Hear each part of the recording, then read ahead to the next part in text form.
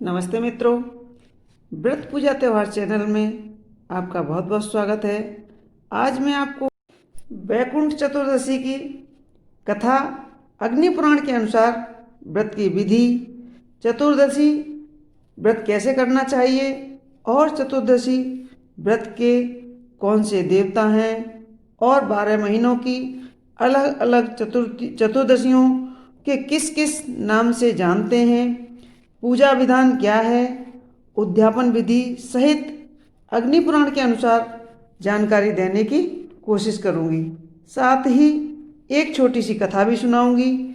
और पुराणों में ऐसा भी कहा गया है कि देवशयनी 11 से लेकर भगवान विष्णु योग निद्रा में लीन हो जाते हैं, उस समय से श्री भगवान विष्णु जी सृष्टि का भार भगवान भोलेनाथ को सौंप देते हैं और देवउठनी 11 पर योग निद्रा से भगवान विष्णु जब जागते हैं, वे वैकुंठ चतुर्दशी के दिन ही भगवान शंकर जी विष्णु भगवान को सृष्टि का भार सौंप देते हैं। वैकुंठ चतुर्दशी के दिन भगवान विष्णु वैकुंठ के द्वार खोल देते हैं और इसीलिए इस दिन मरने वाला व्यक्ति सीधा वैकुंठ को जाता है। इस दिन का किया हुआ व्रत, पूजा पाठ, जप तप अधिक फल देने वाला होता है। अग्नि पुराण के अनुसार चतुर्दशी व्रत की विधि। अग्निदेव बोले, अब मैं भुक्ति मुक्ति को देने वाला चतुर्दशी व्रत बतलाऊंगा।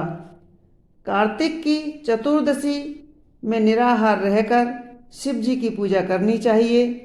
1 वर्ष तक शिव चतुर्दशी व्रत करने से भोग, धन और आयु की प्राप्ति होती है। मार्गशीर्ष शुक्ल पक्ष की अष्टमी, द्वादशी तथा चतुर्दशी में फलाहार करके व्रती को व्रत करना चाहिए। चतुर्दशी को करने वाले व्यक्ति को फल का दान करना चाहिए। शुक्ल पक्ष तथा कृष्ण पक्ष दोनों चतुर्दशियों को तथा अष्टमी में बिना कुछ खाए शंभु की अर्चना करनी चाहिए। दोनों पक्षों की चतुर्दशी स्वर्ग को देने वाली हुआ करती है।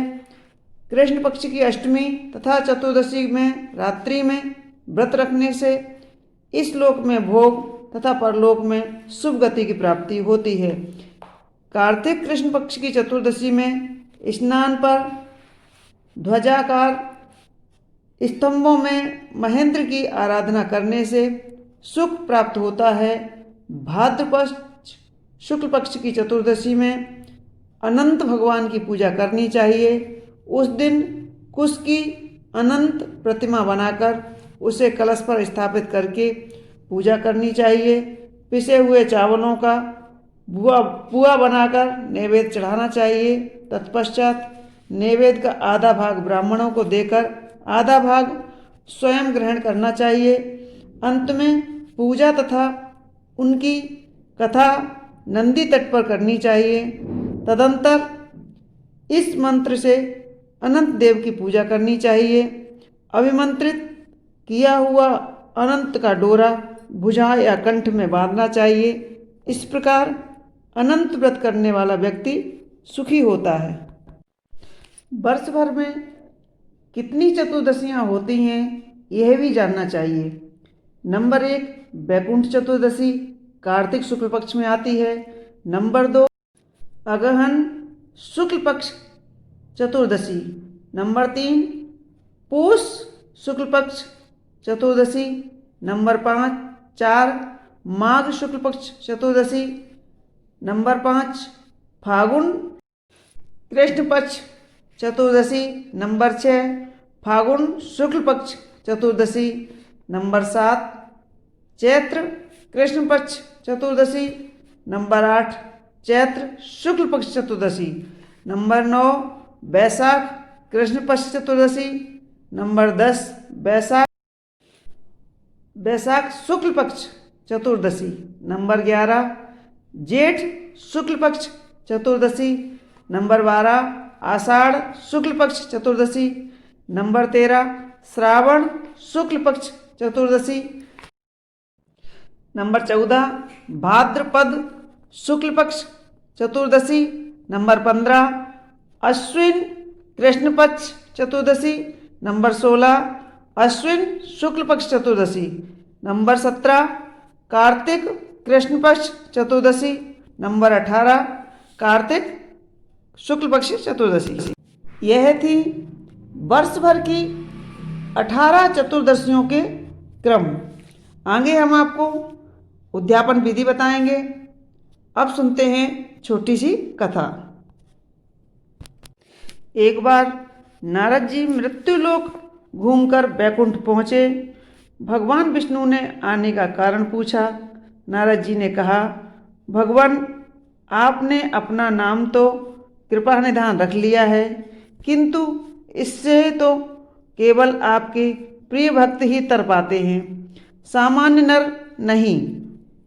इसलिए आप कृपा करके ऐसा सुलभ मार्ग बतावे जिससे लोक के निम्न स्तरीय भक्त भी मुक्ति पा सके। इस पर भगवान बोले, हे नारद जी सुनो, कार्तिक शुक्ल पक्ष चतुर्दशी को जो नर नारी व्रत का पालन करते हुए श्रद्धा भक्ति से पूजा करेंगे उनको साक्षात स्वर्ग प्राप्त होगा। इसके बाद जय विजय को बुलाकर कार्तिक चतुर्दशी को स्वर्ग द्वार खुला रहने का आदेश दिया। भगवान ने यह भी बताया कि इस दिन जो मनुष्य किंचित मात्र भी मेरा नाम लेकर पूजन करता है उसे वैकुंठ धाम मिलता है। आइए जानते हैं चतुर्दशियों के उद्यापन की विधि। श्री धर्मराज महाराज की कथा और उपासना का 1 वर्ष पूर्ण हो जाए तो मकर संक्रांति के दिन इस व्रत कथा का उद्यापन करना चाहिए। उद्यापन की संक्षिप्त विधि इस प्रकार है। अपने घर पर सुंदर मंडप बनावें जिसमें 4 स्तंभ हों। मंडप और घर को सुंदर वस्त्र, पुष्प आदि एवं हरे पत्तों से सजाएं। मंडप के भीतर श्री धर्मराज जी एवं चित्रगुप्त जी की प्रतिमा या चित्र स्थापित करें। उनके सामने आचार्य द्वारा सर्वोत्तभद्र मंडप स्थापित कराएं। भद्र मंडल से बनाई और नवग्रह तथा दाहिनी तरफ षोडोपचार मातृकाएं की स्थापना करें। मातृका के समीप गणेश जी तथा ईशान कोण में रुद्र कलश स्थापित कर उस पर यथाशक्ति स्वर्ण या चांदी की धर्मराज की मूर्ति स्थापित करें।